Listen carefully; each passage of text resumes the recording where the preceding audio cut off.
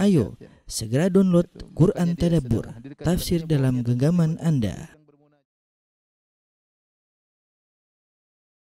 Dalam rangka untuk saling mengingatkan, dalam rangka untuk mempelajari ayat-ayat Allah Subhanahu wa taala. Dan sebagaimana yang disepakati, insyaallah kajian kita akan membahas tentang tafsir juz amma. Tafsir juz amma. Tafsir juz amma atau juz amma adalah juz yang spesial ya, karena dia adalah juz yang ke-30 di mana juz 30 itu mencakup surat-surat yang pendek, salah satu dari surat-surat mufassal ya. Mufassal itu adalah surat-surat yang pendek, yang ayat-ayatnya juga pendek ya.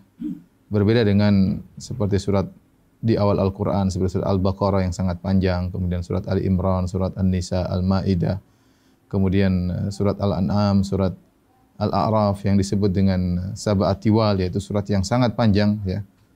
Kemudian Al-Anfal dan seterusnya. Ada nama istilahnya surat Al-Mufassal. Surat Al-Mufassal itu, mufassal artinya yang terputus-putus ya.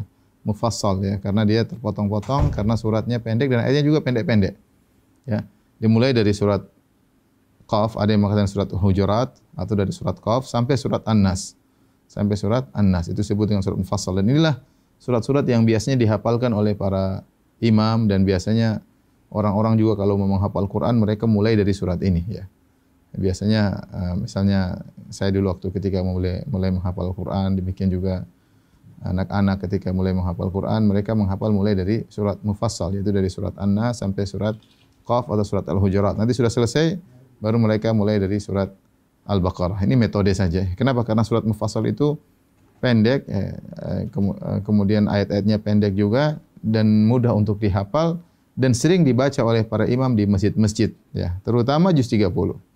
Jadi saya ulangi, surat Mufassal dari juz 26, yaitu surat Al-Hujurat, terus sampai akhir dari surat juz 30, yaitu surat An-Nas. Nah, penting bagi kita ya, untuk mulai menghafalkan surat-surat dalam Al-Quran, terutama juz 30. Ya.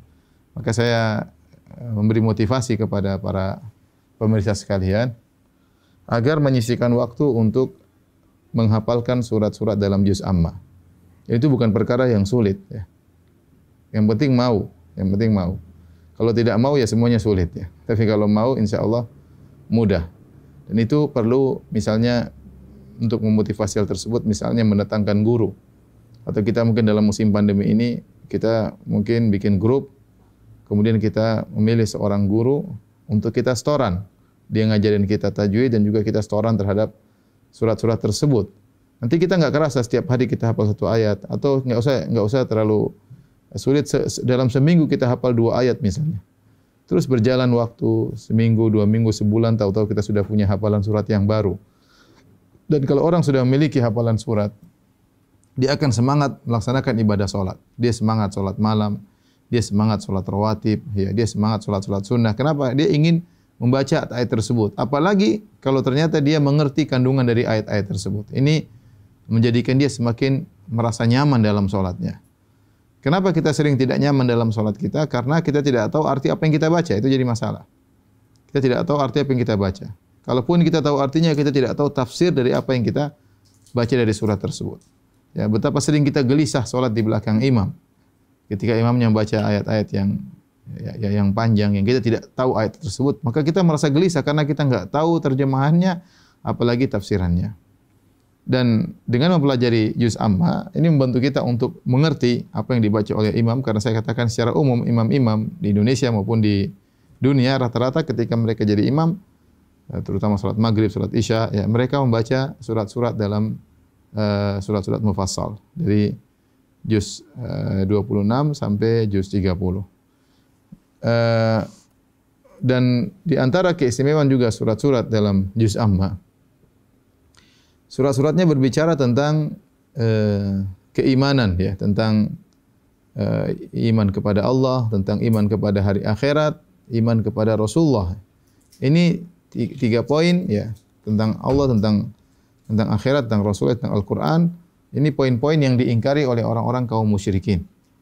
Sehingga dalam surat juz amma diulang-ulang hal tersebut ya, agar kita senantiasa ingat tentang hari akhirat, tentang agungnya Al-Qur'an, tentang agungnya Rasulullah sallallahu alaihi wasallam.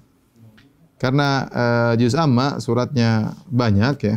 Kita coba pada hari ini kita mulai dengan surat yang pendek ya.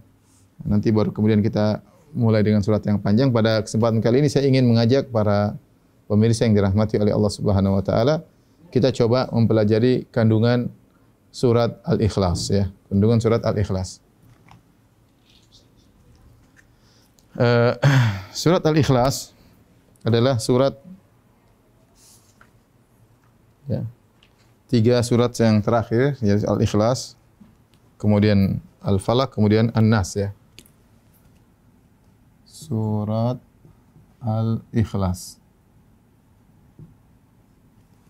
Al-Ikhlas dalam bahasa Arab dari khalusa yang artinya murni. Khalusa itu sama dengan artinya murni.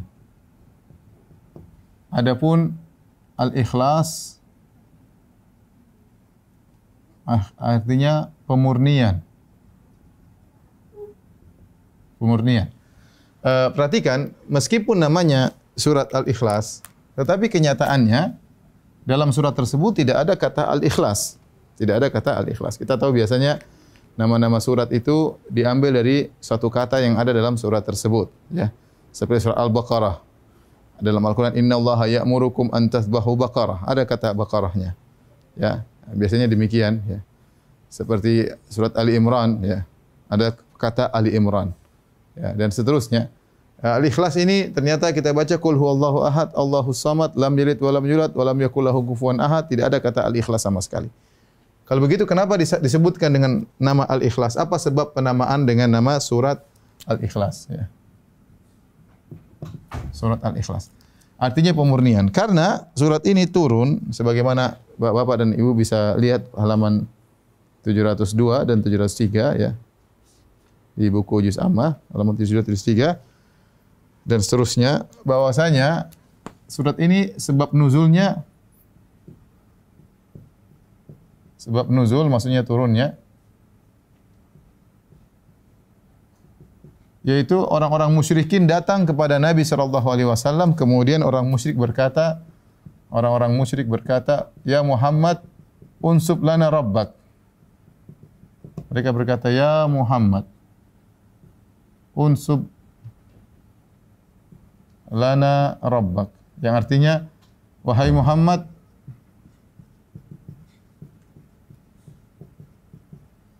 jelaskanlah kepada kami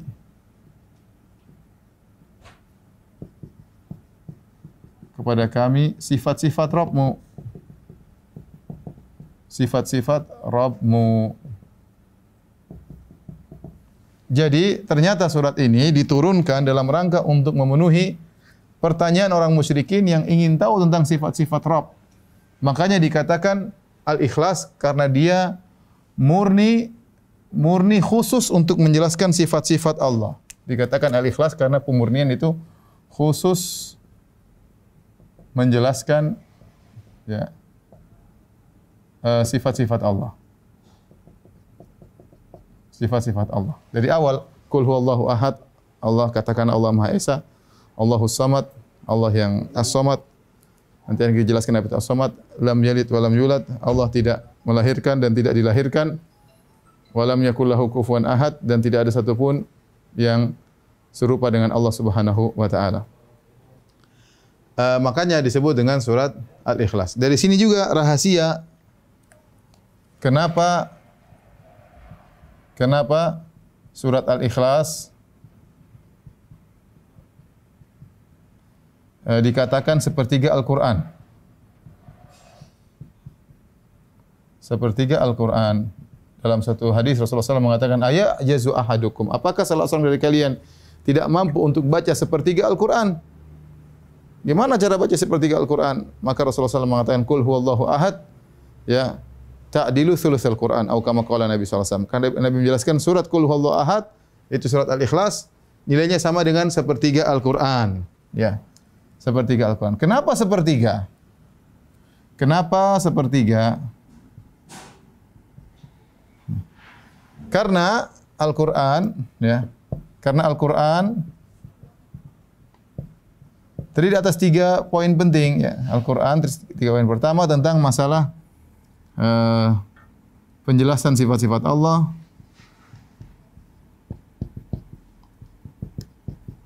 Kemudian penjelasan tentang hukum-hukum.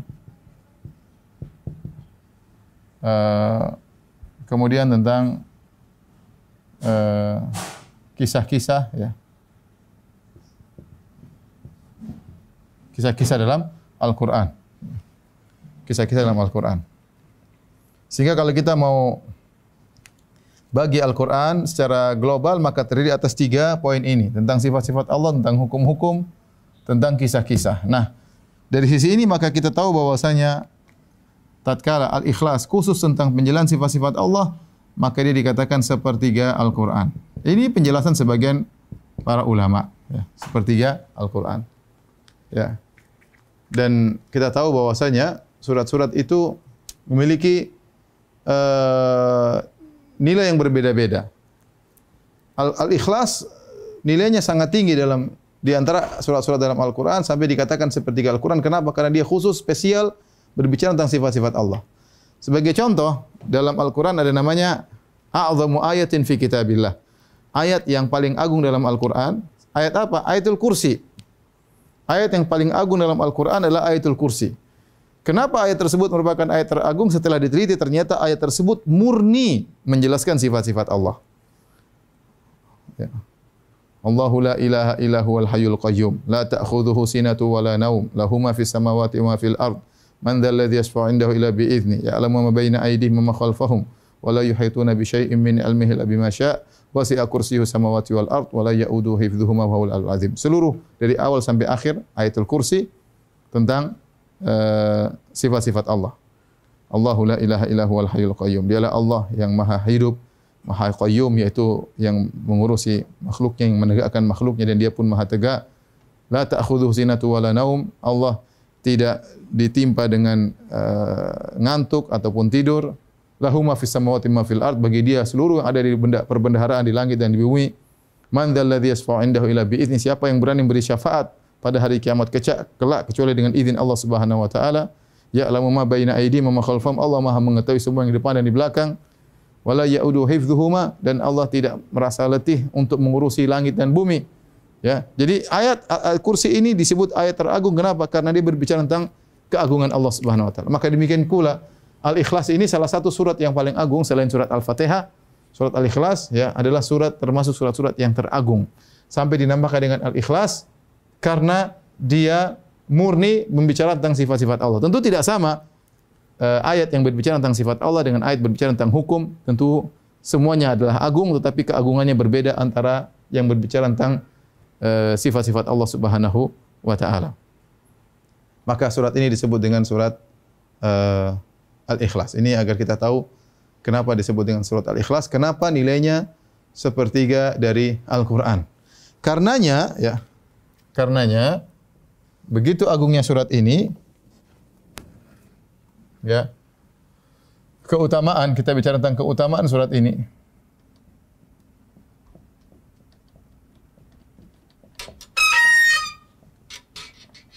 Ya, yang pertama, ya,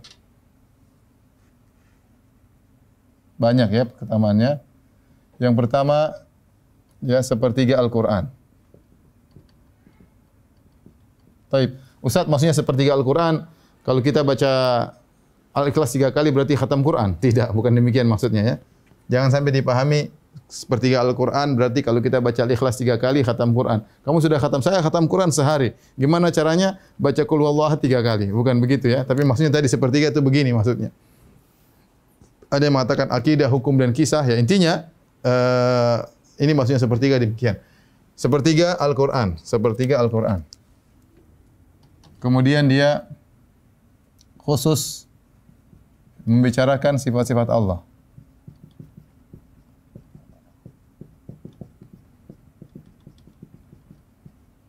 Kemudian yang berikutnya, ya, sangat sering dibaca oleh Nabi. Dibaca oleh Rasulullah SAW, oleh Nabi.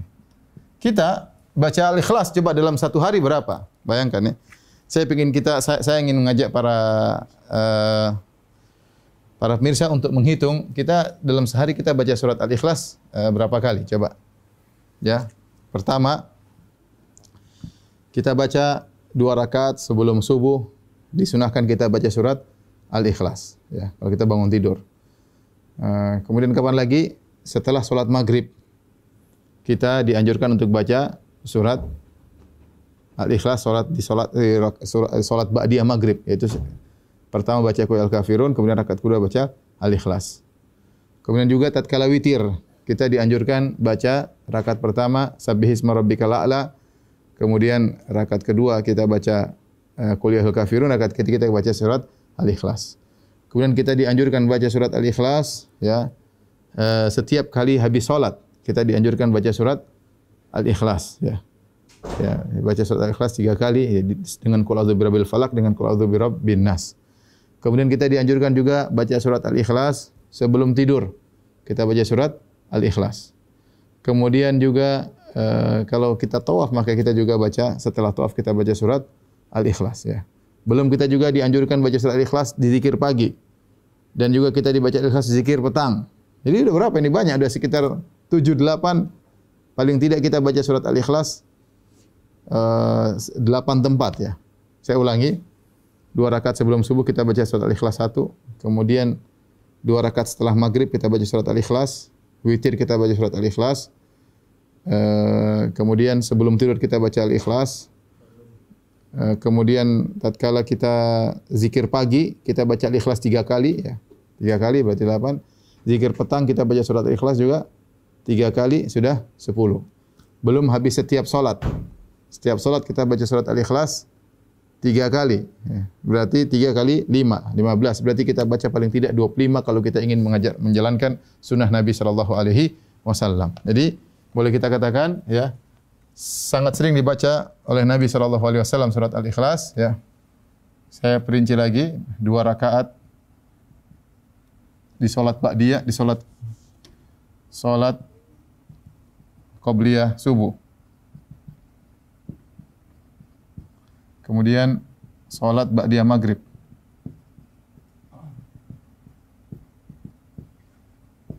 Kemudian salat witir. Kalau kita tawaf, salat setelah tawaf.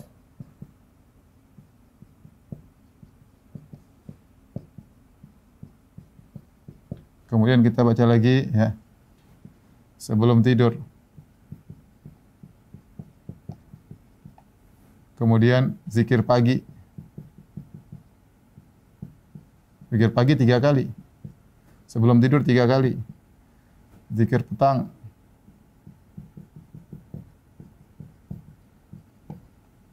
3 kali. Kemudian setelah salat fardu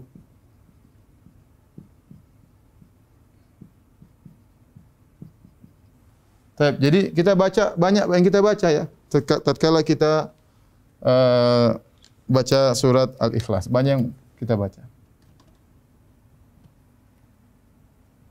Ya.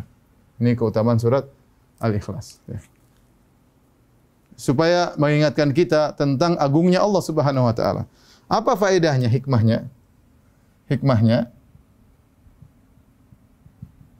agar kita selalu memperbaharui tauhid kita.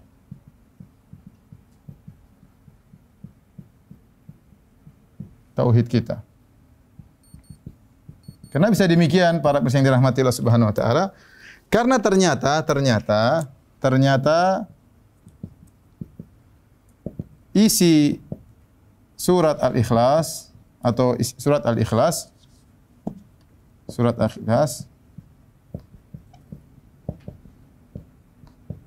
menjelaskan tentang syarat-syarat Tuhan.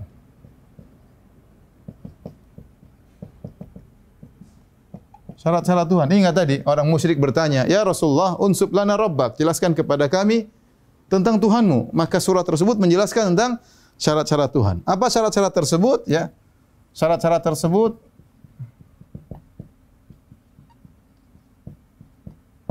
yang pertama apa? Qul huwallahu ahad. Allah Maha Esa. Qul huwallahu ahad. Kemudian Allahus samad, yaitu Allah as-samad, yaitu tidak membutuhkan kepada yang lainnya. Tidak butuh kepada yang lain.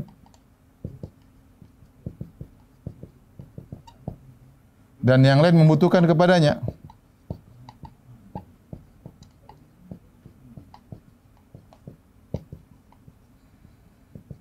Lam yalid wa lam yulad, ya.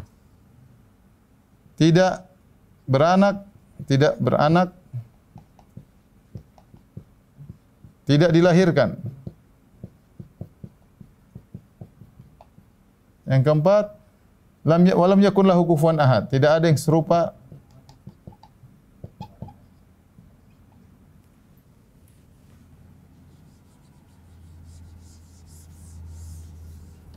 Tidak ada yang serupa dengannya.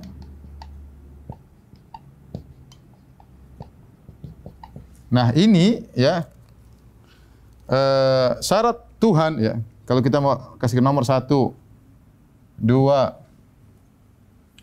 3, ya ini bisa terbagi 2, 3, 4. 4 ayat. Ini semua berbicara tentang syarat-syarat Tuhan. Nah, maka kalau kita baca surat ini kita tahu yang berhak disembah kecuali hanyalah Allah Subhanahu wa taala ya. Allah Maha Esa. Perhatikan. Qul huwallahu ahad. Ya. Allahu ahad. Maha Esa. Maha Esa dalam hal apa? Maha Esa ya dalam rububiyahnya. Maha Esa dalam rububiyah. Kemudian Maha Esa dalam uluhiyah. Maha Esa dalam asma sifat. Tauhid ya. Rububiyah artinya hanya Allah yang menciptakan dan hanya Allah yang menguasai alam semesta dan hanya Allah yang mengatur alam semesta. Itu namanya rububiyah. Allah Maha Esa. Esa tidak berbilang dalam zatnya dan Allah Subhanahu wa taala mengatur alam semesta sendirian, tidak berbilang dan tidak ada yang bantu Allah Subhanahu wa taala dan Allah menguasai alam semesta. Uluhiyah hanya Allah yang berhak untuk disembah. Esa dalam penyembahan. Maka tidak boleh syirik, tidak boleh kita menyembah selain Allah Subhanahu wa taala. Semua sifat Allah Maha sempurna dalam sifat-sifatnya. Dia Maha berilmu, tidak ada yang menyamai ilmunya. Dia Maha melihat, tidak ada yang melihat penglihatannya. Dia Maha kuat, tidak ada yang menyamai kekuatannya. Ini syarat pertama. Kalau kita masukkan ke sini sudah Tuhan semua gugur. Ya. Coba kita bicara tentang Tuhan-Tuhan yang lain.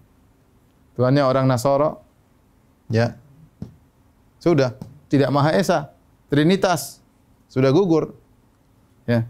Kita bicara Tuhannya orang Hindu, ada dewa Brahmana, kemudian dewa Siwa, kemudian dewa Wisnu, yang satu khusus menciptakan, dewa Brahmada, kemudian dewa Siwa, dewa perusak, dewa Wisnu, dewa memelihara. Bayangkan untuk mengatur alam semesta butuh 3 Tuhan. Tidak bisa, sudah keluar dari syarat Tuhan. Kita baru bicara syarat pertama sudah semua Tuhan berguguran. Ya. Kemudian yang berikutnya Allahus samad. Allah tidak butuh kepada yang lain dan yang lain butuhkannya. Allah Subhanahu wa taala tidak butuh kepada yang lainnya. Dia adalah Tuhan. Semua yang butuh kepada Allah tidak butuh sama sekali kepada makhluknya. Bahkan makhluk beribadah pun Allah tidak butuh dengan makhluknya. Kita beribadah, ibadah tersebut kembali untuk kita ya. Kembali untuk kita. Coba kita perhatikan Tuhan-Tuhan yang lain ya. Yesus disembah. Gimana? Dia butuh makan. Sampai Yesus pernah kelaparan. Dia butuh istirahat, makanya dia pernah tidur sampai dibangunkan oleh murid-muridnya waktu di kapal. Bangun, enggak bangun-bangun. Dia butuh istirahat, butuh makan. Ya, Allah Subhanahu wa taala wala yaudu hifdzuhuma. Allah tidak repot untuk menjaga langit dan bumi. Allah innallaha yumsikus samawati wal ardu alla tazula. Allah yang mengatur memegang langit dan bumi agar tidak bergeser. Allah mengatur seluruhnya. Ya. Kita bicara tentang misalnya Tuhan, apalagi bicara Tuhan yang lain, misalnya Tuhan Buddha, Siddhartha Gautama. Ya. Sebentar ya, di sini lagi azan. Kita break sebentar ya.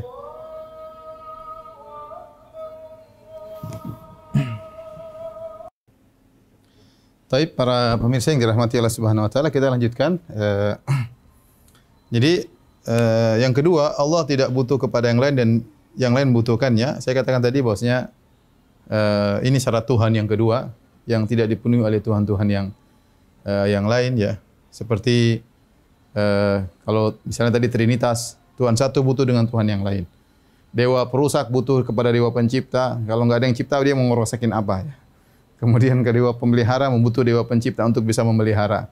Dewa pencipta tidak bisa memelihara, dia butuh kepada dewa pemelihara. Dan seperti itu, dan itu bukan ciri-ciri Tuhan ya. Tadi saya katakan seperti Yesus ketika disembah padahal dia butuh istirahat, dia butuh makan, dia butuh pertolongan ketika dikejar-kejar sama orang Yahudi, kemudian dia berkata, "Ya Ilya lima syabaktani, kenapa kau tinggalkan aku, hai Bapakku?" Dia sendiri butuh kepada yang lainnya ya. Kemudian ciri berikutnya tidak beranak dan tidak dilahirkan. Kalau dia beranak, kalau Tuhan itu beranak, berarti dia tidak esa lagi, berarti tidak esa lagi.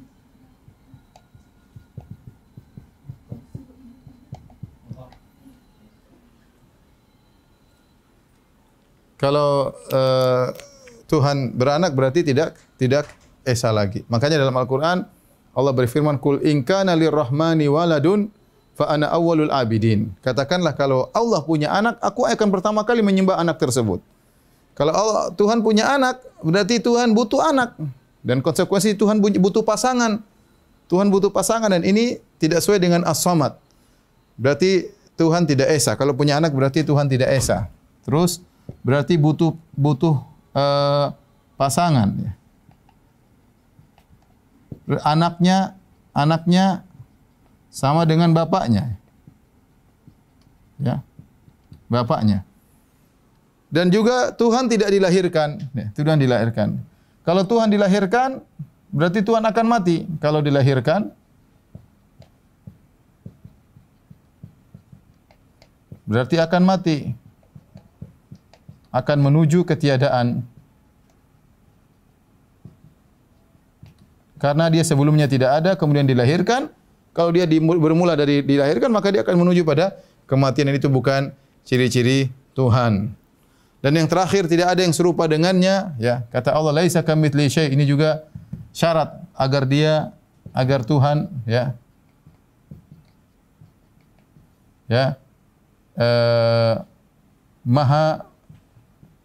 maha dalam kesendiriannya. Tidak ada yang setara dengan dia.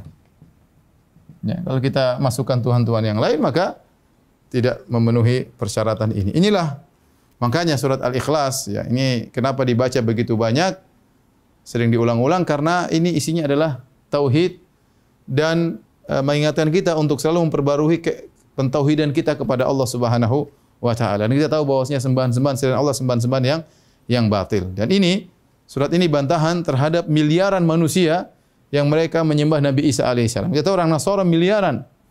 Mungkin lebih banyak daripada orang-orang Islam. Tapi mereka tersesat. Mereka menganggap Tuhan dilahirkan itu Nabi Isa atau Tuhan melahirkan punya anak ya Allah Subhanahu wa taala. Makanya Allah Subhanahu wa taala murka dalam diskusi, kata Allah Subhanahu wa taala, "Syatamani ibnu Adam wa lam yakun lahu dzalik." Anak Adam mencaci makiku dan dia tidak berhak untuk mencaci maki aku. Dia tidak berhak untuk mencaci maki aku. Ya, coba para pemirsa silakan buka biar bukunya dibaca ya. Silakan buka halaman 712. Halaman 712 ya. 712 di tengah-tengah ya ada hadis. Hadis ini Syatamani ibnu Adam. Hadis Abu Hurairah. Manusia telah mencelaku. Wa ma yanbaghilahu an yashtumani, dan tidak pantas baginya anak Adam untuk mencelaku. Ya. Kemudian kata Allah Subhanahu wa taala, "Amma syatmuhu," adapun dia mencelaku, faqaulu innali waladan, dia berkata aku punya anak. Ini Allah murka, Allah dianggap bahwasanya orang yang mengatakan Allah punya anak berarti mencela Allah. Ya, tadi konsekuensinya punya anak berarti Allah berarti tidak esa, butuh pasangan dan anaknya akan bakalan sama dengan Allah. Berarti Allah tidak esa lagi. Berarti pencelaan terhadap Allah Subhanahu wa taala. Dalam Al-Quran juga Allah marah. Lihat di bawah di halaman 712 kata Allah, "Wa qalu takhadhar rahmanu walada." Mereka mengatakan Allah punya anak. "Laqad ji'tum syai'an idda." Sungguh kalian telah melakukan perkara yang mungkar. "Takadu samawati yatafattarna minhu."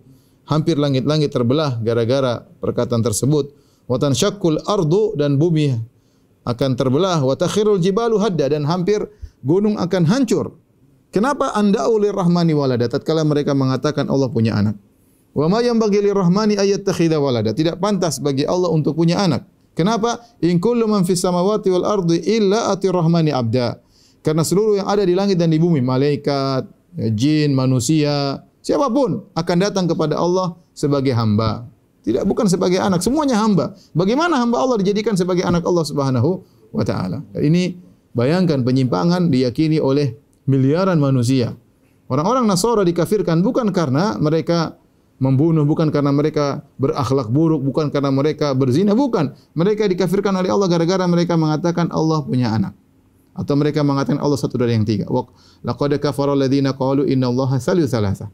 Sungguh telah kafir orang yang mengatakan Allah adalah satu dari yang tiga. Laqad kafara alladziina qalu innallaha huwal masih ibnu Maryam. Sungguh telah kafir orang yang mengatakan Allah adalah Isa. Di sini juga Allah murka tatkala mengatakan Allah punya anak. Kaburat kalimatan takhruju min afwahim iyaquluna illa kadhiba. Kata Allah, sungguh buruk ya perkataan yang keluar dari mulut mereka tatkala mereka mengatakan Allah punya anak. Iyaquluna illa kadhiba. Mereka tidak berkata kecuali hanya kedustaan. Meskipun demikian, Allah tetap memberikan rezeki kepada mereka. Lihat halaman 712 bagian atas. Kata Nabi SAW, Ma ahadun asbaru ala adhan sami'ahu minallah.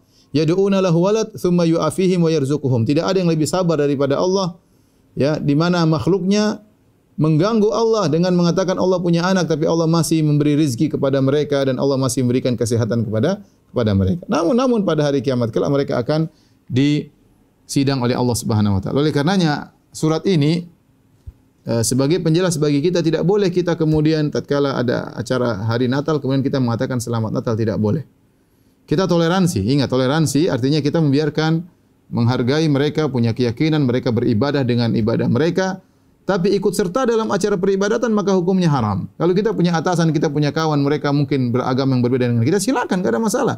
Nabi SAW juga dulu berinteraksi dengan Yahudi, ya, dengan interaksi yang baik, perdagangan, Nabi bertetangga dengan mereka, bahkan Nabi ada di antara mereka kerja sama Nabi, bahkan sebagian sahabat memberikan hadiah kepada tetangganya Yahudi, dan itu dilakukan oleh mereka. Tetapi jangan toleransi membuat kita ikut serta dalam ibadah mereka. Apalagi ikut merayakan kelahiran Tuhan. Ini tentu tidak benar. Allah mengatakan, anak Adam telah mencaci maki aku, mengatakan aku punya anak. Kemudian kita senyum-senyum mengatakan, ya, Masya Allah, selamat lahir anak Tuhan. Ya, itu tidak boleh. Bukankah selamat Natal artinya selamat lahir Isa sebagai anak, ya, Tuhan? Tentu. Kalau lahir Nabi Isa sebagai Nabi, mereka tidak mau mengatakan demikian. Orang-orang Nasara tatkala merayakan hari Natal bukan merayakan lahirnya Nabi Isa sebagai Nabi, bukan. Tapi lahirnya Nabi Isa sebagai Tuhan. Maka kita dalam hidup bernegara, kita toleransi dengan mereka, tapi tidak perlu ikut-ikutan. Justru itu yang disebut dengan toleransi. Toleransi itu apa? Menjaga perbedaan dengan menghormati yang lain. Ya, kita menjaga, kita punya Islam, punya ajaran, mereka juga punya ajaran. Ya. Mereka juga tidak mau meyakini Nabi Muhammad sebagai Nabi. Ya, sudah, masing-masing. Ya, tetapi toleransi tidak mengharuskan kita ikut serta beribadah bersama mereka, kemudian berhaleluya sama mereka, tidak. Ya, kita punya keyakinan sendiri. Oleh karena hati-hati para pemirsa yang dirahmati Allah Subhanahu wa taala, kita toleransi tapi jangan sampai kita kebablasan, akhirnya kita ikut serta merayakan hari pencaci makian Allah Subhanahu wa taala, di mana meyakini Allah punya anak, yaitu pada ketika hari Natal, ya. Inilah surat Al-Ikhlas, ya. Al-Ikhlas. Nanti Bapak dan Ibu bisa baca lebih detail, ya, tentang makna masing-masing surat, tetapi tadi sudah saya singgung, Qul huwallahu ahad artinya Allah Maha Esa dalam segalanya. Kemudian Allahus Samad, yaitu Allah yang tidak butuh kepada siapapun dan semuanya butuh kepada Allah Subhanahu wa taala. Lam yalid wa lam yulad, Allah tidak melahirkan dan Allah tidak dilahirkan. Wa lam yakul lahu kufuwan ahad, dan Allah tidak ada sesuatu pun yang serupa dengan Dia, ya. Dan itulah syarat-syarat Tuhan yang tidak memenuhinya kecuali hanya Tuhan kita Allah Subhanahu wa taala. Demikian, ya, ini pertemuan kita pertama tentang tafsir. Insyaallah kita mulai dari surat-surat pendek sebelum kita masuk pada surat-surat panjang. Mudah-mudahan insyaallah pertemuan berikutnya kita akan bahas langsung dua surat Al-Ikhlas dan surat An-Nas biidznillah taala. Kalau ada yang bertanya saya persilahkan. Wallahu taala a'lam bissawab. Terima kasih Ustaz Firanda. Jazakallahu khairan.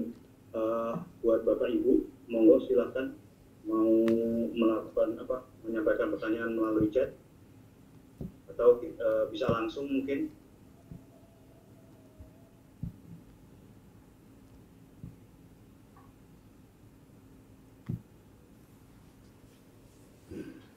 Oke, ada pertanyaan dari Pak Nur ya. Silakan Pak Nur. Silakan. Ya, Waalaikumsalam. Kurang besar suaranya, sebentar, saya besarin sebentar ya. Oke, coba diulang. Bisa dijelaskan sedikit dari surat Al-Ikhlas ini. Aduh, nggak jelas ya. Gimana? Coba diulang. Mic-nya bisa didekatin. Ya, bisa dijelaskan sedikit tentang asbabun nuzul dari surat Al-Ikhlas, Ustaz. Adapun asbabun nuzul surat Al-Ikhlas tadi kita sudah singgung ya, yaitu bahwasanya sebagian orang-orang musyrikin mereka datang kepada Nabi sallallahu alaihi wasallam, kemudian mereka berkata, "Ya Rasulullah, ya Muhammad, unsub lana rabbak." Wahai Muhammad, jelaskan kepada kami sifat Rabbmu. Silakan dibuka halaman 708.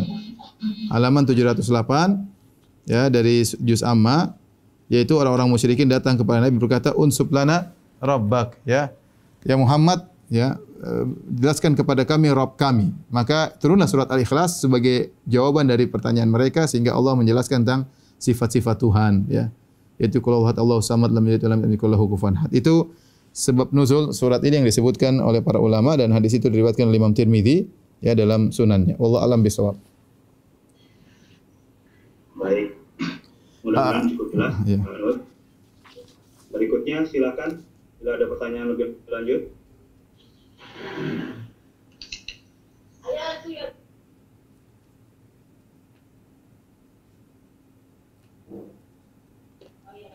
Silakan. Silakan Bapak Ibu. Assalamualaikum. Waalaikumsalam warahmatullahi wabarakatuh. Ya. Silakan. Mau tanya di luar materi Ustaz. Enggak apa-apa. Kalau mau sholat sunnah, qobliyah atau ba'diyah, kan kita sekarang sholat di rumah Ustaz. Ya. Berapa rakaat Ustaz? Waalaikumsalam warahmatullahi wabarakatuh. Oh, iya. Jadi berkaitan dengan sholat qobliyah memiliki waktu. Waktu pelaksanaan sholat qobliyah harus setelah masuk waktu sholat. Jadi kita tidak boleh sholat qobliyah kecuali misalnya qobliyah zuhur, tidak boleh kita kerjakan kecuali setelah masuk waktu sholat zuhur, yaitu setelah adzan zuhur. Demikian juga kita tidak boleh sholat qobliyah subuh kecuali masuk waktu sholat subuh. Kalau sudah terbit fajar, maka kita baru boleh qobliyah subuh. Ini qobliyah. Dan adapun ba'diyah yaitu kita kerjakan setelah kita sholat. Tolong dihapus, saya mau jelaskan tentang rawatib secara sederhana ya. Secara sederhana biar nanti bapak-bapak dan ibu-ibu bisa mengerjakan dengan baik ya. Dalam satu hadis Rasulullah SAW bersabda, "Man shalla sintai rak'ata asyrah fil yaumi wa lailah banallahu bihinna baitan fil jannah." Barang siapa yang salat 12 rakaat sehari dan semalam, maka Allah akan bangunkan bagi dia istana di surga. Nah, 12 rakaat ini yang dianjurkan ini disebut dengan salat rawatib. Ya, kenapa disebut dengan rawatib? Karena dia salat rutin yang mengikuti salat-salat fardu ya sebelum dan sesudahnya, dan dia jumlahnya adalah 12 rakaat ya. Taib, salat rawatib ya. Pertama ada zuhur, kemudian asar, kemudian maghrib, isya, kemudian subuh. Berkaitan dengan zuhur, maka dia ada qobliyah dan ba'diyah ya. Qobliyah, kemudian ba'diyah. Kemudian maghrib ada namanya ba'diyah. Isya juga ada ba'diyah.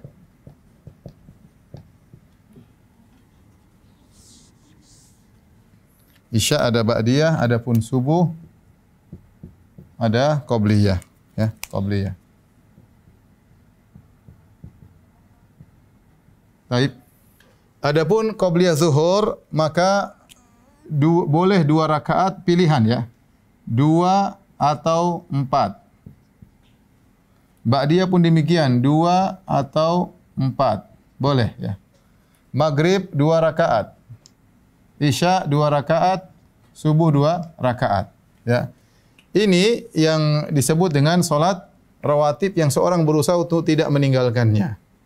Saya ingatkan kembali kalau qobliyah ada 2, qobliyah zuhur sama qobliyah subuh. Itu dikerjakan setelah masuk waktu salat. Jadi misalnya ibu-ibu di rumah kalau sudah dengar azan dikumandangkan, maka silakan salat qobliyah. Bapak juga demikian. Sekarang kita tidak ke masjid, misalnya sudah ada azan kita boleh salat qobliyah. Misalnya ibu-ibu ingin salat duhur jam 2. Kan waktu salat duhur panjang dari sekitar jam 12 sampai jam 3. Kalau dia salat duhur jam 2, boleh enggak qobliyah? Boleh, enggak apa-apa. Qobliyah dulu baru kemudian salat duhur. Kita pun sekarang kita enggak ke masjid misalnya karena masih pandemi. Kita mau salat duhur jam setengah 2, kita boleh qobliyah dulu baru kemudian salat duhur. Enggak ada masalah. Tapi tidak boleh kita sholat qobliyah sebelum azan misalnya. Tidak boleh kita sholat qobliyah subuh sebelum azan subuh. Karena itu masih waktu sholat witir. Nah, ini disebut dengan sholat rawatib. Ini sholat rawatib. Ya. Artinya Rasulullah SAW benar-benar perhatian terhadap sholat-sholat ini. Di sana ada sholat-sholat sunnah yang lain. Sholat-sholat sunnah yang lain saya kasih warna merah. Misalnya sini 4 rakaat. Atau 2 rakaat, 2 atau 4 rakaat sebelum asar. Maghrib juga boleh, ada juga namanya 2 rakaat. Isya juga boleh 2 rakaat sebelum. Ya, kalau subuh tidak boleh sama sekali. Ya. Kenapa? Ini solat-solat ini karena Rasulullah SAW pernah bersabda dalam hadis, kata Rasulullah SAW, ya bainal adzanain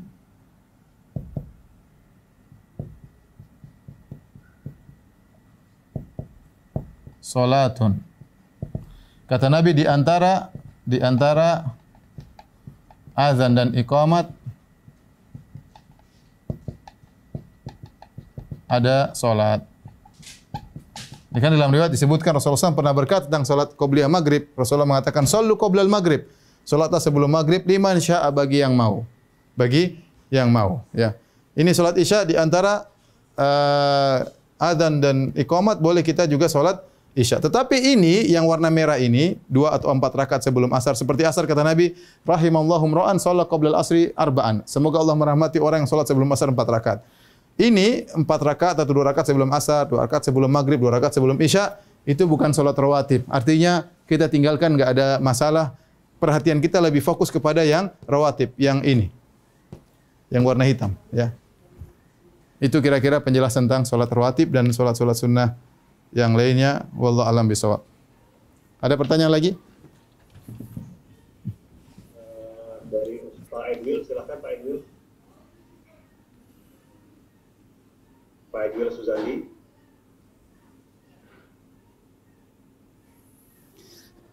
Assalamualaikum Ustaz. Assalamualaikum. Waalaikumsalam warahmatullahi wabarakatuh. Bisa. Ustaz, Ya, kedengaran. tadi itu yang Ustaz sampaikan bahwa Al-Ikhlas itu sepertiga dari Al-Quran, tapi tidak diartikan bahwa dengan membaca 3 kali Al-Ikhlas bahwa kita sudah khatam Al-Quran. Iya, benar ya. Pertanyaan saya Pak Ustaz, jadi 3 kali makna itu bisa diperjelas nggak Pak Ustadz? Jadi maksudnya dengan makna 3 kali itu apakah pahalanya bisa diasumsikan sama atau tidak Pak Ustadz? Itu aja.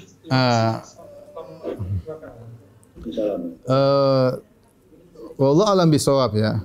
Saya baru dapati penjelasan ulama sepertiga, ya itu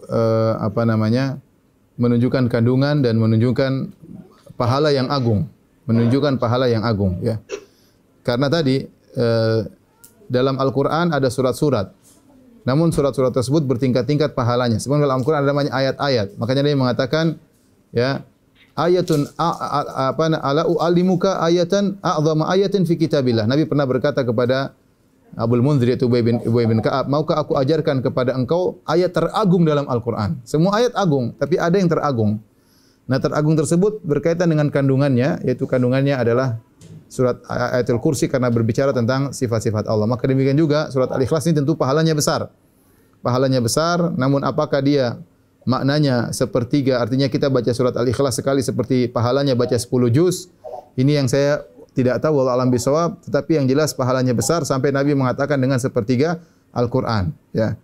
Sampai Nabi nambahkan dengan sepertiga Al-Qur'an. Mudah-mudahan kalau kita mengambil zahir daripada hadis Nabi sallallahu alaihi wasallam, maka kita baca surat Al-Ikhlas dengan ketulusan, dengan keyakinan, maka mudah-mudahan seperti membaca sepertiga Al-Qur'an. Tetapi saya belum dapat pendapat ulama tentang seperti itu karena kekurangan ilmu saya. Yang saya baru dapati mereka bahas dari sisi kandungan makna, karena kandungannya sangat agung sampai dianggap seperti sepertiga Al-Qur'an. Wallahu alam bisawab. Baik, syukur Ustaz, jazakallahu khairan. Masih ada waktu, silakan Bapak Ibu. Ini ada pertanyaan lagi Ustaz dari Bapak Akbar Yuda Putra. Mari silakan Pak Akbar. Pak Akbar. Terima kasih Ustaz. Ya. Terima kasih Pak Faisal. Assalamualaikum warahmatullahi wabarakatuh. Waalaikumsalam warahmatullahi Saya wabarakatuh. ingin menanyakan tentang ini Ustaz, bahwa para penghafal Al-Quran itu adalah keluarga Allah. Mohon dijelaskan dengan kaitannya surat Al-Ikhlas ini Ustaz. Terima kasih. Nabi SAW mengatakan ahlul Quran ya ahlullah wa khasatuhu, ya. Ahlul Quran, jadi ahli Al-Quran adalah ahlullah. Maksudnya dia sebenarnya bukan makna dalam hadis Nabi mengatakan innalillahi ahlina, ya. Sungguhnya Allah Subhanahu wa taala memiliki ahlin, yaitu keluarga, ya. Ya, kemudian Nabi jelaskan bahwasanya ahlul Quran, yaitu ahli baca Al-Quran, adalah ahlullah wa khasatuhu, yaitu maksudnya merupakan orang-orang spesial, orang-orang khusus begitu dekat dengan Allah, ya. Sampai sebenarnya ahli itu kan tidak mesti artinya keluarga, tetapi orang-orang yang spesial yang mendekati selalu bersama dengannya. Maka disebut dengan ahlun, ya, seperti saya bilang ahlul Quran. Apa ahlul Quran? Artinya orang yang senantiasa berkecimpung dengan Al-Quran. Disebut dengan ahlul Quran. Kenapa? Bukan artinya keluarga Al-Quran, tapi dia sering berkecimpung dengan Al-Quran. Sehingga kata ahlun adalah orang yang dekat dengan sesuatu. Seperti kita bilang ahlul kitab. Ahlul kitab bukan berarti keluarga Alkitab, tapi dia adalah umat yang diberikan khusus Alkitab sehingga dekat dengan Alkitab. Maka makna ahlullah bukan berarti keluarga diartikan dengan anak istri, bukan. Tetapi Nabi mengatakan wa khasatuhu, yaitu orang-orang khusus spesial yang dekat dengan Allah Subhanahu wa taala, ya. Jadi ahlu di situ maksudnya orang-orang dekat, spesial dekat dengan Allah Subhanahu wa taala, karena makna ahl bukan berarti bermakna keluarga sebagaimana kita pahami, tapi memiliki makna yang lain. Maksudnya adalah kedekatan kepada Allah Subhanahu wa taala. Wallahu alam bisawab. Syukur Ustaz. Ya, sama. Masih ada waktu, Bapak Ibu, silakan kalau ada pertanyaan lebih lanjut, terutama terkait materi hari ini surat Al-Ikhlas. Kalau tidak ada yang kurang jelas atau butuh penjelasan lebih panjang, jelas.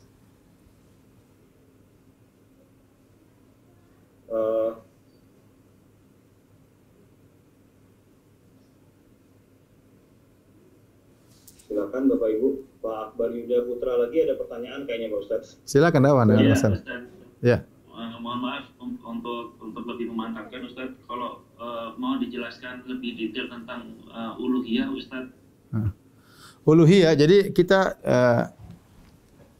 sebentar. Ini sekedar istilah.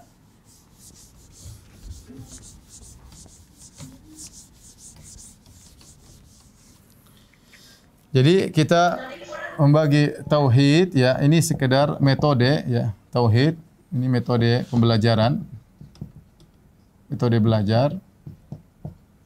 Tauhid kita jadi bagi tiga. Tauhid namanya tauhid rububiyah. Kemudian uluhiyah. Kemudian asma wa sifat. Itu nama-nama dan sifat-sifat Allah.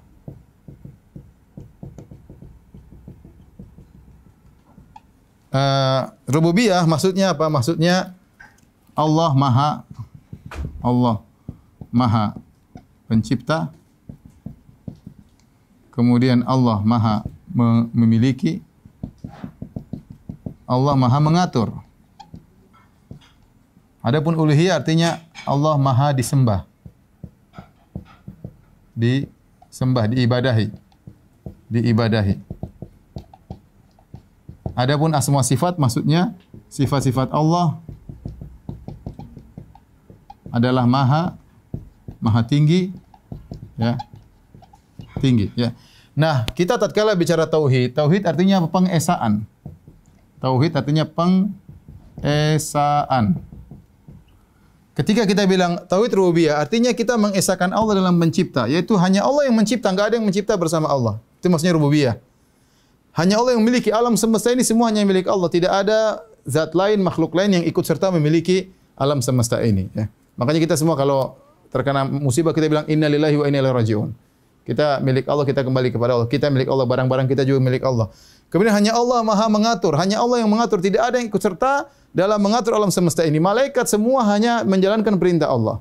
Maka kalau orang meyakini misalnya di laut ada Nyi Roro Kidul menguasai pantai selatan, diberi hak otonomi oleh Allah, itu syirik dalam tauhid rububiyah, tidak boleh. Seperti orang meyakini di gunung Gunung Renjani atau Gunung Semeru atau gunung yang lainnya ada penjaga gunungnya, tidak akan meledak, tidak akan meletus kecuali diizinkan oleh penjaga gunung tersebut, seakan-akan gunung tersebut diatur oleh penjaga tersebut, maka itu kesyirikan karena Allah Maha mengatur, tidak ada yang mengatur bersama Allah. Ya. Makanya Allah tantang dalam Al-Qur'an, kata Allah, ya ayuhan nasu duriba mathalun fastami'u la innal ladzina tad'una min dunillahi la yakhluqu dzubaba wa la yajtama'u la. Wahai manusia, dibuat perumpamaan kepada kalian tentang seekor lalat. Sungguhnya yang kalian sembah selain Allah semua tidak bisa ciptakan lalat. Semua kita suruh malaikat, suruh nabi berkumpul, orang-orang soleh, wali-wali berkumpul, yang disembah selain Allah ciptakan lalat, mereka tidak mampu. Jangankan lalat, kata Allah, falyakhluqu habbatan, coba ciptakan satu biji yang kalau ditanam bisa tumbuh. Enggak ada yang bisa ciptakan. Satu profesor di dunia kumpulkan ciptakan biji, enggak bisa ditanam, enggak bisa tumbuh, ya. Uluhiyah, karena Allah Subhanahu wa taala yang menciptakan alam semesta ini, maka Dia yang berhak untuk disembah. Tidak boleh ada peribadatan kepada selain Allah. Ya, tidak boleh orang sujud kepada selain Allah. Kenapa? Yang disembah hanya Tuhan, makhluk enggak boleh disembah. Nabi Isa enggak boleh disembah, Nabi Muhammad enggak boleh disujudi. Mayat-mayat enggak boleh kita berdoa minta kepada mayat-mayat, hukumnya haram. Jangankan mayat, malaikat. Tidak boleh kemudian tidak turun hujan kita bilang kepada malaikat Mikail, engkau telah diberi wewenang oleh Allah untuk mengatur hujan, turunkanlah hujan bagi kami. Syirik enggak boleh karena mintanya kepada Allah, bukan kepada malaikat Mikail yang mengatur hujan, ya. Tidak boleh kita bilang wahai malaikat maut, jangan matikan saya sekarang, saya masih ingin hidup. Tidak boleh. Kalau kita minta panjang umur, mintanya kepada siapa? Allah, bukan kepada malaikat maut, jangan supaya enggak usah datang. Tidak boleh. Semua malaikat hanya diatur oleh Allah Subhanahu wa taala. Maka yang berhak disembah hanyalah Allah. Disebut dengan uluhiyah, yaitu peribadatan. Itulah la ilaha illallah, tidak ada yang berhak disembah kecuali hanya Allah. Lalu semua sifat, yaitu kita meyakini Allah memiliki sifat-sifat yang tinggi. Misalnya Allah Maha berilmu, ilmu Allah mencakup masa depan, hal gaib. Maka tidak boleh meyakini ada yang tahu masa depan kecuali Allah. Maka dukun-dukun kafir percaya kepada dukun juga membuat orang keluar dari Islam karena kita meyakini ada selain Allah yang mengetahui masa depan selain Allah, itu kesyirikan. Itu yang disebut dengan tauhid, pengesaan Allah dalam rububiyah. Hanya Allah yang mencipta, tidak boleh yang bersama Allah. Pengesaan Allah dalam ibadah, hanya Allah yang diibadahi. Pengesaan Allah dalam sifat-sifatnya, tidak ada yang menyamai sifat-sifat Allah Subhanahu wa taala. Baik, itu kira-kira.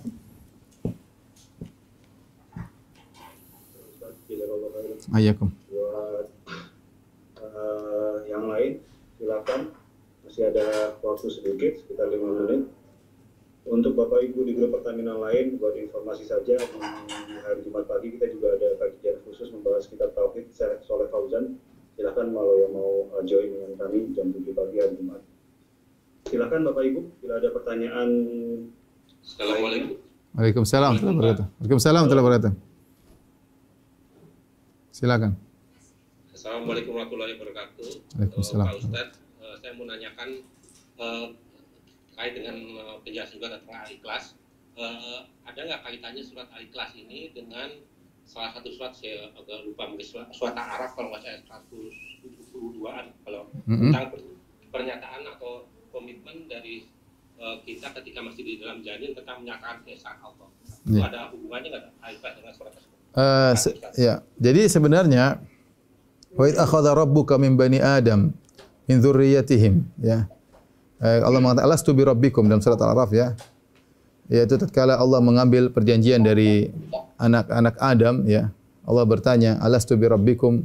Qalu bala syahidna. Apakah aku adalah Tuhan kalian? Mereka mengatakan, ya, kami mengakui.